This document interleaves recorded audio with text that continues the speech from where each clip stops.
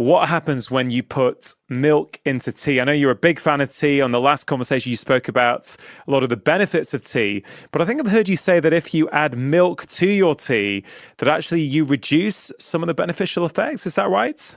You know, those scientists that do television shows to actually make science accessible to people.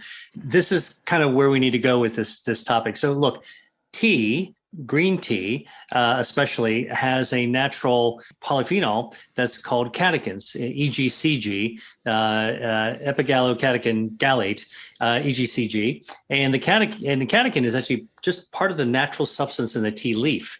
So whether you're brewing tea with a bag, or whether it's loose leaf tea, or whether it's matcha, which is just powdered tea leaves. The fact of the matter is that into the brew, into the liquid, the hot liquid, comes all these phytochemicals, including these catechins. So when you sip straight tea, the catechins go right in. They're easily absorbed by your body. And so, you know, our blood levels of catechins go way up. So many things that catechins can do. One of the things that's important is actually it's a relaxant. It actually helps lower your stress. It lowers the catecholamines. And so other things, it helps your lipids. It actually also helps fight cancer. It's anti-inflammatory, kind of like curcumin. It's a substance that has so many beneficial things that, at least when I drink tea, I want to get as much as I can out of my food. All right.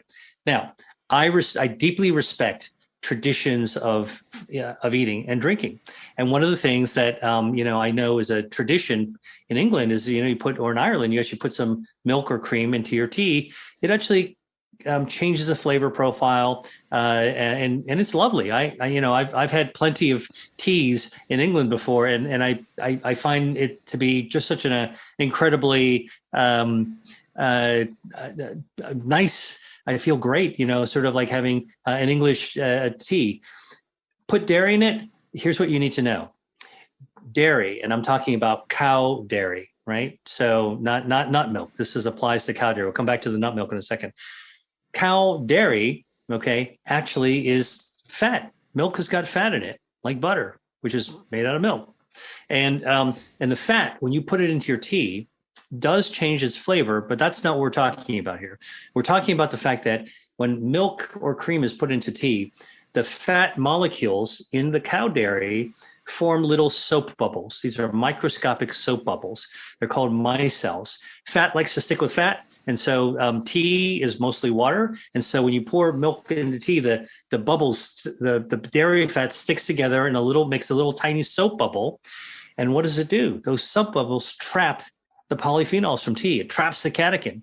So you've got some good stuff wrapped in the soap bubble of dairy.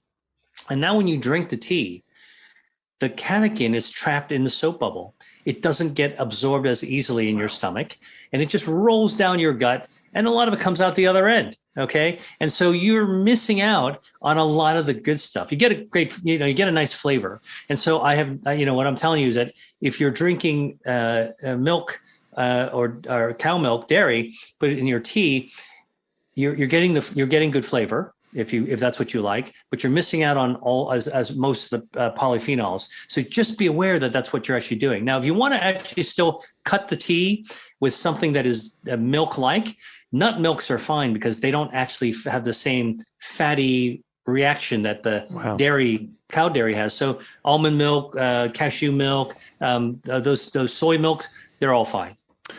I mean, that's really interesting. And I like the way you frame it with this deep respect for cultures and traditions, because I hear that. And I think for someone who might be listening or watching this and they think, yeah, but you know what? It's just a part of what I do. Like I love putting milk in my black tea, or I know some people even put it in their green tea, which I certainly haven't tried before. They might hear that and they may not want to change what they do. But is this where potentially supplements could come in? Let's say they like the taste of milky tea, but they hear that and think, well, I want all those benefits of those polyphenols and the catechins that Dr. Lee was talking about. Maybe I can boost that another way by taking a supplement.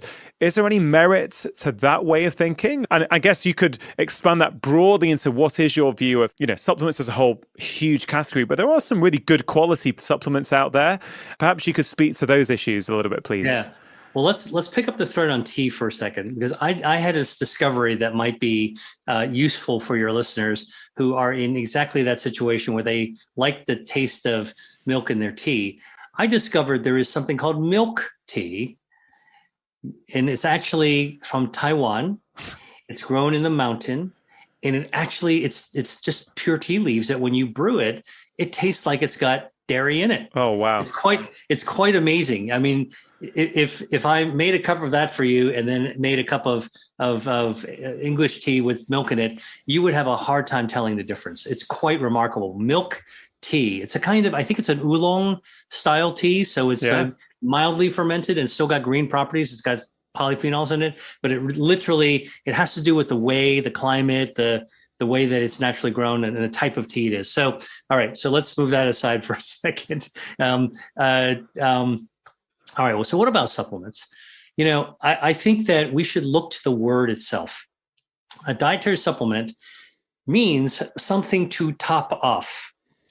So I always tell people, if you have a choice of getting it from the whole food will tend to have a lot of other stuff that's good for you. If you eat whole plant-based foods, for example, you get the fiber, you get the polyphenols, you get a lot of other chemical substances, you get the natural peptides that are found in foods. That if you got a pure supplement, you might get the one molecule or two molecules that it's been created for, like a vitamin C supplement. If you want to top off your vitamin C, it's pure vitamin C. You're going to get a lot of it if you take a vitamin. But if you had citrus, you're going to get all of that flavor. You're going to get a different kind of flavor. You get some. You do get sugar. You get fiber. You get the limonene and all these other hesperidin, all these other bioactives that you can't get from a regular supplement alone. That said, you are absolutely right. Supplements can be really important, particularly for people who have difficulty getting a lot of some nutrients or their food. So, for example, I think omega-3 fatty acids are a great supplement if you get a high quality omega-3. Not everybody eats oily fish, day in, 2 to 3 times a week. You only need to eat the amount in each serving with the size of a deck of playing cards. So you don't need to eat very much. But, that's not something most people do. People who live on the coastline, they might be doing it, but many people don't. So omega-3s are so important to our health. I mean, this has been shown time and time and again. That's a supplement that's definitely worth taking, and it's a lot easier to swallow omega-3s than it is actually to go to your fishmonger and then to look at what the catch of the day is. That's an example. Another example of a supplement I think is really worth taking is probably vitamin D3. Okay. Vitamin D, for those of us who live in the northern hemisphere where we don't have as much sun all the time, all year round, and where it's cold, so we're indoors a lot and not always outdoors under the sunshine. So I'm not talking Costa del Sol. I'm not talking about South Africa, or Australia. I'm talking about, England, Northern Europe, North America, and sort of the northeastern side. Okay. We don't get as much sunlight. And even if we do go outside, because it's cold, we wear a lot of clothes. And so our skin tends to be covered up. And so vitamin D is made by our skin when sunlight actually hits it. And so we tend to be vitamin D deficient. So here's an example of where you can eat foods like mushrooms that can have vitamin D, for example. By the way, I don't know if this is a little tidbit for you. I just told you that human skin with ultraviolet radiation from the sun will make more vitamin D. But did you know that if you took just a plain old lowly white button mushroom that contains some vitamin D, if you were to, before you eat it, when you buy it, if you slice it pretty thinly, and you lay the slices out and you put it in your windowsill, so the sun shines on the slice, it will make more vitamin D. Wow. You actually convert more vitamin D into the mushroom. So if you're going to prepare something with mushrooms, slice them ahead of time, stick them in front of a sunny window, no matter what time of the year it is, maybe a couple hours before you cook with it, and the mushrooms will actually give you more vitamin D. But it's a lot easier to get your regular dose of daily vitamin D by actually just having D3 supplements. And so that's an example. Yeah, no, I love that. And certainly what I found with my patients, like I always adopt a food first approach, definitely. But many people these days have got, as you've already touched on, super busy, stressed out lifestyles, and they're rushing around, and they either don't have time to cook a fresh whole meal. They're often buying things on the go that probably aren't the best thing for them. They've probably got high levels of stress. So actually, they're probably not even absorbing as many nutrients as they could because their digestive system isn't in the right place to absorb those nutrients. And I found sometimes, a good quality supplement, like let's say a whole food, sometimes a green supplement, which has lots and lots of different phytochemicals, prebiotics, polyphenols in. It could be helpful. And sometimes it could be helpful in the short term to help them have more energy and feel better so that they can then make those lifestyle choices. So I know a lot of doctors take quite a hard line on supplements, but you've demonstrated some really important ones that I think have been shown in scientific studies have real benefits, like vitamin D for sure. So yeah, I really, really appreciate you. I want to support and underscore what you just said. There's always something valuable to look at the history of things. Supplementation wasn't developed to be an online internet scam. Okay. Supplementation was a really serious effort to improve global nutrition. Yeah. Because back in even the early 20th century, most of the world was undernourished. That's different than malnutrition. I mean, maybe there was some malnutrition too, but undernutrition and undernourished means that, we were eating food, but we weren't eating enough of the right things at the right time. And so one of the things that supplements were developed to do is to really fortify, supplement, top off, everyone, so that everyone could have a more equal chance of filling up, becoming replete with the key micronutrients that our body needs to actually survive. And so I think it's a mistake to disparage supplements as a category. I mean, this is the theme of what we're talking about today. Yeah. Let's not throw the baby out with the bathwater. Let's not character assassinate entire categories of things. Let's be discerning and try to know exactly what we're talking about. There are some dietary supplements that are absolutely valuable. Some that research has actually proven to be helpful, and some that can be life-saving as well. Pregnant moms really need to be taking folate. If you don't have those, you'll have neural tube defects in your babies. The risks go much higher. So you really want to be able to actually take the evidence. And so this is the other thing I think maybe a useful coat hook or hat hook to hang for your listeners is that supplements are the real deal because they were originally designed to help the body top off with what it actually needs. But if the marketing, and we're back to marketing now, sounds too good to be true, if the claims sound like they're just magical claims, that's when your spidey sense, your radar needs to go on that, maybe there's something not quite fully honest about what is being told about this, and it's being misrepresented. And so I think that every consumer needs to be able to, again, this is where I come back to, we all have mobile devices. We can easily search something. When in doubt, look it up, check it out, and then make your own decision if it fits your comfort zone. Organic or non-organic is another topic that people find confusing. If people are able to access organic and they are able to afford it, in your view, are there any benefits to choosing that? Right. Well, I want to just tell everyone that, first of all, I was a skeptic for many years about organic food. I thought it was marketing. I thought the food looked beautiful, was very expensive, and I thought it was mostly marketing. And the marketing message that I received as a consumer was, here's this beautiful food that's more expensive. And by the way, we don't grow it with pesticides. And so you've got less harmful chemicals on it. And it didn't feel right to me. And I had all these questions in my head about like whether or not that's really true. And what do I just wash my food a little bit more? I wasn't really sure what was real or not. Well, I changed my mind a few years ago. And I'll tell you, I was at the Royal Society in London, actually, at a really incredible meeting with horticulturalists, with astrophysicists, just a bunch of incredible scientists. And I had the privilege of sitting next to a horticulturalist, and I was talking with her about a new paper, research paper that had come from out of the journal Nature, which is a British publication, one of the premier scientific journals.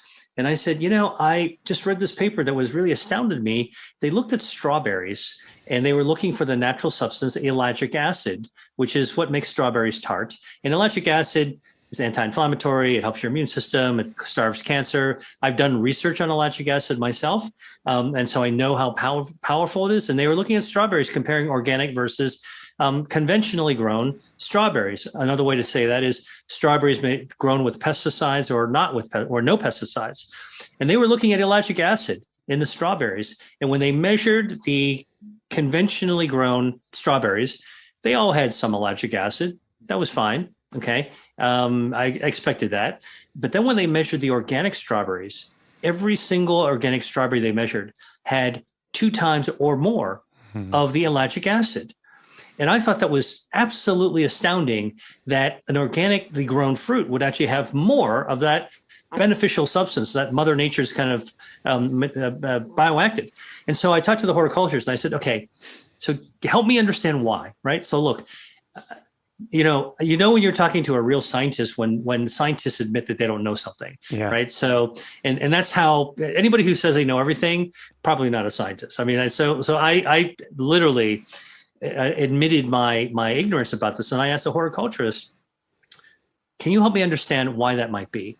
And she gave me this answer that I've subsequently dove more deeply in, and it's absolutely true. It's true with coffee as well. Mother Nature, in part, made these bioactives like ellagic acid in strawberries, or in coffee, chlorogenic acid is another one of these. And the way that plants respond to bugs nibbling on the stems and leaves, biting at them, okay, that's the pest. Okay, might make the plant not look so nice. All right, might even mar the fruit a little bit, so it's not quite as beautiful. But the plant reacts to those little nibbles as an injury, as a wound, and in response, and a wound healing response, it produces more ellagic acid. Yeah. Or in the case of coffee, it makes more chlorogenic acid. So the little nibbling is part of kind of the way that evolution actually developed how plants respond to create more of these bioactives. So what happens? So why is there this difference? Well, if you actually grow a strawberry with pesticides, there's fewer bugs. The plant looks nicer. Fruit looks nicer. No bugs, no injury, less ellagic acid being made. And so all of a sudden, this light bulb went off in my head, and this was a few years ago that I realized this, and I had this conversation. Everywhere I've looked, any research that's been done, it is true that the bioactives are higher in the organically grown plants. And that started to change my mind about organics, because the argument now is not that organics have less bad stuff. The argument is the organics have more good stuff. Now, all of a sudden, I have a different view of the nature of how this fruit is grown and what the benefits of growing without pesticides are.